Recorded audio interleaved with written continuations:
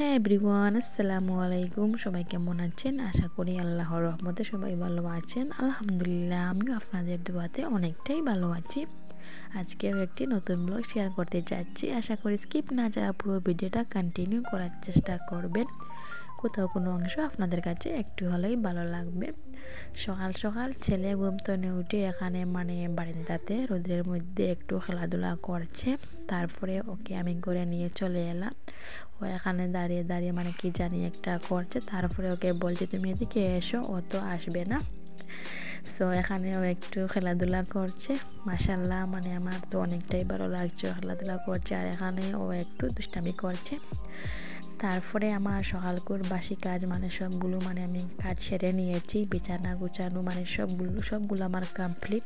বাসি কাজ যা যা ছিল সবগুলো আমি সেরে নিয়েছি। এখানে আপনাদেরকে একটু রুমটা দেখিয়ে দিচ্ছি, কেমন লাগছে অবশ্যই কিন্তু কমেন্টে জানাবে। তারপরে কিচেনে চলে এলাম।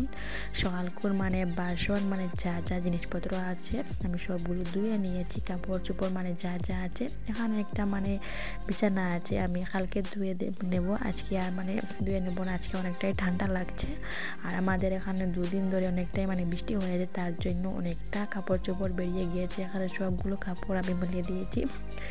সো আমার মতো কে কে আছো এরকম অনেকটাই কাপড় বেরিয়ে যায়। আমি তো আমার অনেকটাই কাপড় বেরিয়ে গিয়েছিল, তার জন্য সবগুলো কালকে আমি সবগুলো কাপড় দিয়েছিলাম, সবগুলো ভিজা রয়েছে, তার জন্য আজকে সবগুলো মেলে দিয়েছি।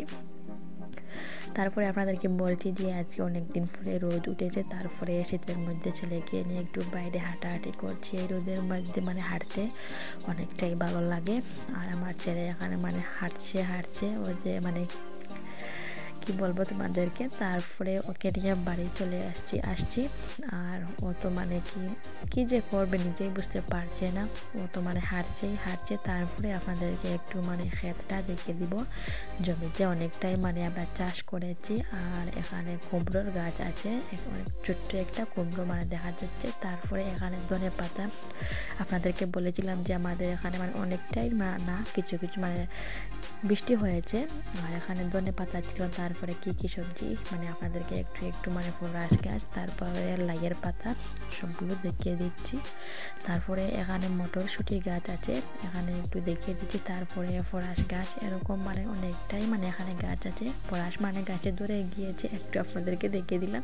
সবাই আমার এই ক্ষেতটা দেখে কমেন্টে মাশাআল্লাহ লিখতে ভুলবেন না। তারপরে এখানে ধনেপাতা অনেকটাই বড় হয়ে গিয়েছে, আপনাদেরকে একটু আমি দেখিয়ে দিলাম। কেমন লাগছে অবশ্যই কিন্তু কমেন্টে জানিও। আর আমার ইউটিউব চ্যানেলে কালকের মধ্যে 10K সাবস্ক্রাইব কমপ্লিট হয়ে যাবে। আপনাদের ভালোবাসায় আমাকে এতটা ভালোবাসা দেওয়ার জন্য থ্যাংক ইউ সো মাচ তোমাদের সবাইকে। আর এখানে আমি একটু সর্ষে ফুল দেখিয়ে দিচ্ছি। এখানে একটু সর্ষে ফুল দেখিয়ে দিলাম, কেমন লাগছে অবশ্যই কিন্তু কমেন্টে জানাবে। আর আমাকে এতটা ভালোবাসা দেওয়ার জন্য থ্যাংক ইউ সো মাচ তোমাদের সবাইকে। আমি যে ভাবতেও পারছি না এত কম দিনের মধ্যে আমার 10K সাবস্ক্রাইব কমপ্লিট হয়ে যাবে। কালকের মধ্যে আশা করি 10K সাবস্ক্রাইব কমপ্লিট হয়ে যাবে। আর এখানে তারপরে বাড়িতে চলে এলাম। আপনাদেরকে আর একটু কাপড় দেখিয়ে দিচ্ছি। গাছ কি বলবো, অনেকটাই কাপড় ধুয়েছি কালকে, কাপড় ধুতে দিতে হাত কেটে গিয়েছে। তারপরে এখানে আপনাদেরকে একটু ওয়েদারটা দেখিয়ে দিচ্ছি। এখানে আমার যাও কিছু কাপড় চোপড় মেলে দিয়েছে। তারপরে বাচ্চারা এখানে কি দুষ্টামি করছে আপনাদেরকে একটু দেখিয়ে দিচ্ছি। ওরা যে কি বলবে আপনারা শুনে নাও। ওরা তো অনেকটাই এখানে দুষ্টমি করছে। আমি ওদেরকে জিজ্ঞাসা করব তোমরা এখানে কি করছো, ওরা কি বলবে আপনারা শুনে নাও।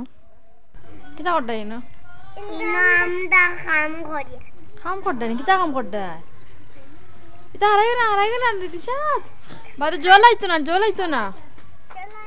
এখানে আমি ওদেরকে একটু বকিয়ে দিয়েছি, বলছি এটা করো না। ওরা কি জানি একটু ঢুকাচ্ছে, ওদেরকে একটু বকাঝকা করে তারপরে এদিকে চলে এলাম। এখানে ফুল গাছ, জবা ফুল বলে এটাকে।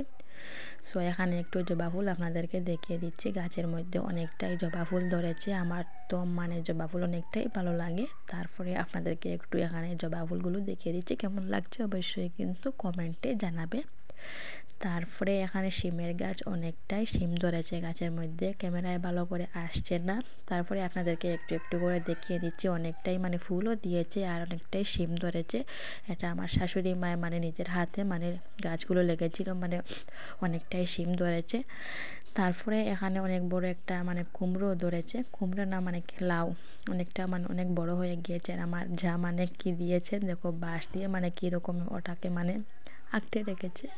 তারপরে এখানে মানে একটু তোমাদেরকে মানে লাউয়ের গাছগুলো দেখিয়ে দিলাম। সো আজকের ব্লগটা আমার কেমন লেগেছে অবশ্যই কিন্তু কমেন্টে জানাবে। সবাই ভালো থাকবেন, সুস্থ থাকবেন। টাটা, আল্লাহ হাফিজ।